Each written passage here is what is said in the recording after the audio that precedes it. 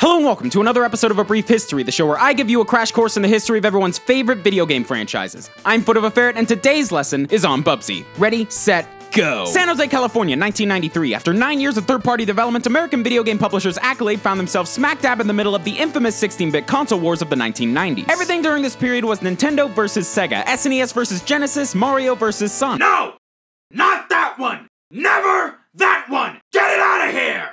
But beneath the rivalry of these two gaming juggernauts lay the third-party developers such as Accolade. In order to truly stand out during this era of gaming, developers needed to have a lovable platforming mascot to compete with the aforementioned Mario and Sonic. And where Capcom had Mega Man and Rareware had their newly designed Donkey Kong and Diddy Kong, Accolade blew the entire industry out of the water with their timeless new original character, Bubsy Bobcat. First premiering in May of 1993, Bubsy rocked the gaming world with his breakout hit, Claws Encounters of the Third Kind, a 2D platformer which transcended the console wars by being released for both Super Nintendo and Sega Genesis. In this game, players assumed the role of the incomparable Bubsy, leading him through expansive and colorful levels to defeat evil aliens called Woolies and save the world's supply of yarn balls from being stolen. Bubsy could do anything and everything expected of a 1990s platforming mascot and more. He ran by gaining momentum similar to Sonic the Hedgehog, and he could jump great heights and stomp out enemies a la Super Mario. However, Bubsy stood out by introducing a gliding technique. Now, I know that Mario had tinkered with some gliding moves in the past, but these were only available through power-ups and included the ability to gain altitude with the press of a button. However, Bubsy allowed the player to glide at any time, but compensated for this by making the glide a straight shot, a technique that would later go on to influence the abilities of the character Knuckles from the 1994 Sega Genesis game Sonic & Knuckles. Okay, maybe it was just a coincidence, but I like to think that Knuckles is just a Japanese Bubsy ripoff. Bubsy also provided incredible challenge via hazardous level design and enemy placement, no health pickups, and the inclusion of falling damage, something rarely seen in other 2D platformers. Unsurprisingly, Bubsy in Claws Encounters of the Third Kind was received incredibly well from critics, ranking an average of 7.5 out of 10, and needless to say, gamers nationwide were clamoring for more. In fact, the hype around Bubsy was so immense that a pilot was produced for a full-fledged Saturday morning Bubsy cartoon show. Unfortunately, the show never got picked up, leaving gamers even more desperate for a sequel to the first Bubsy game. Luckily, Accolade heard this outcry and quickly delivered exactly what we all wanted, the second installment to the Bubsy franchise, simply titled Bubsy 2. Released for both Super Nintendo and Sega Genesis on October 28, 1994, Bubsy 2 retained the classic gameplay of its predecessor while building and expanding upon it in almost every way. Players could still run, jump, and glide, but this time around the yarn balls were replaced with marbles, a risky choice, but ultimately I think it worked out in the end. However, the biggest difference between Bubsy 1 and 2 was the gameplay variety. Bubsy 2 introduced multiplayer, a hub world with 2 different wings, the ability to play levels in any order, minigames, flying segments, and the use of items such as Bubsy's Nerf gun.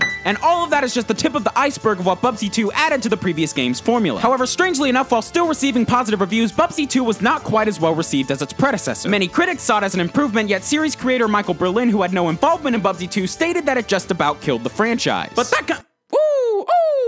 that kind of thing is to be expected of most sequels. While Bubsy 2 was no sophomore slump, it was just no Claws Encounters. It was close, but let's be honest, no game could truly match the magic of the original Bubsy, and Accolade were not about to give up on their flagship franchise. So in December of 1994, only 2 months after the release of Bubsy 2, Accolade released Bubsy in Fractured Furry Tales, a more puzzle and exploration-based 2D platformer that was not released for the Super Nintendo or the Sega Genesis. No, this particular Bubsy game was the first and only game in the series to be released exclusively on the Atari Jaguar. Developed by Magitech Design, Fractured Furry Tales was kind of the dark horse of the Bubsy franchise. It remained more or less consistent with the established formula of the series, but because it was released on the Atari Jaguar, a console which both sold and performed poorly, and went largely unnoticed. Like an obscure yet beautiful artistic piece at a museum that goes unnoticed because everyone's too busy checking out the more popular, world-renowned pieces.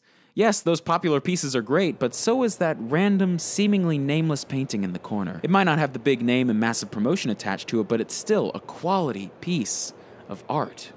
Sorry, I got lost for a second. Anyway, in 1995, after appearing in 3 games across 3 consoles in just a little over a year, Accolade gave Bubsy a well-deserved break in terms of new games. But gamers still got their much-needed Bubsy fix this year with the first ever handheld game in the series, Bubsy 2 for Game Boy, which featured different level designs from its console companion, and Super Bubsy, a PC remake of the first Bubsy game. So by 1996, Accolade's Bubsy series had hit it big and established itself as the third-party rival to Mario and Sonic. But after the underwhelming sales of Fractured Furry Tales, Accolade knew they needed to step things up. It wasn't 1993 anymore. The 16-bit era was ending, and the infamous battle between Sega and Nintendo was dying down. The gaming world as a whole was gaining a new dimension with the introduction of consoles like the Nintendo 64 and the PlayStation. It was clear what was next. Bubsy had to go 3D. Released for the original PlayStation on October 31st, 1996, and developed by Eidetic, the aptly named Bubsy 3D saw Bubsy being kidnapped by the fan-favorite Woolies from Bubsy 1 and taken to their home planet Rayon. It was now Bubsy's job, and therefore your job, to defeat the Woolies and collect scattered pieces of a rocket ship in order to get back home. This was done by performing all all of Bubsy's signature tricks, except now they were being done in 3D space. In this game, in order to move, the player must rotate Bubsy's trajectory using the left and right buttons on the D-pad. Then they can either walk forwards or backwards. This, mixed with the game's fascinating art direction, made Bubsy 3D one of the most unique and challenging 3D platformers of its time. Bubsy 3D was nothing short of revolutionary. In the earliest days of 3D gaming, Bubsy 3D didn't just set the path for all to follow, it blazed through it far, far ahead of its time. Sure, at the time of its release, Bubsy 3D was critically panned, and games like Mario 64 and Crash Bandicoot hogged up the spotlight. But you know what other game was critically panned upon release? Earthbound, one of the greatest RPGs of all time. Bubsy 3D is to platformers as Earthbound is to RPGs. We just haven't caught up with it yet. And Accolade knew this. Having achieved gaming nirvana with Bubsy 3D, they soon closed their doors in 1999. They had made their contribution to the gaming world, and there was nothing more that they needed to do. Well, that and the fact that they were bought out by the French company Infogrames, but they still went out strong. The Bubsy series truly is one of the greatest, if underappreciated, series of platformers in existence. From its mastery of loose, floaty gameplay and definitely not overcomplicated design to its memorable characters whose names totally exist somewhere, and the most hilarious puns this side of Hamelot, Accolade's beloved Bobcat can only be described as a legendary icon. Timely upon release and truly ahead of the curve by its retirement, this is a one-of-a-kind franchise, the likes of which we may never see again. But even though Bubsy may be gone, the stamp he left on the gaming industry has shaped virtually every game that came in its wake, and for that, we as a gaming community are forever grateful. And that brings me back to you. Of course, we all love Bubsy here, so there's no real point in me asking you whether or not you're a fan, so I want to know.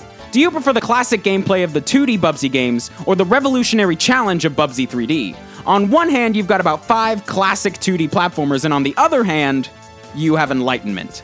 Click on one of these to let me know, study up by watching other brief histories, game theories, and more, and until next time, thanks for watching, guys. DFTBA. Bro Fools Month. April Fool's month. The timing on this episode didn't really work out. Okay, legitimately, every single fact that I told you in this video is 100% true except for one thing, and that is the fact that Bubsy is one of the most infamous franchises in gaming history. And if you would like to find out why, you can check out this awesome video by the YouTuber Some Call Me Johnny. He goes super in-depth and reviews almost every game in the series, so if you aren't already aware of just how notorious Bubsy is, you can check out this video, and if you do, please be sure to tell Johnny that Foot of a Ferret sent you. Anyways, thanks again for watching, guys. I'll see you soon. DFTBA.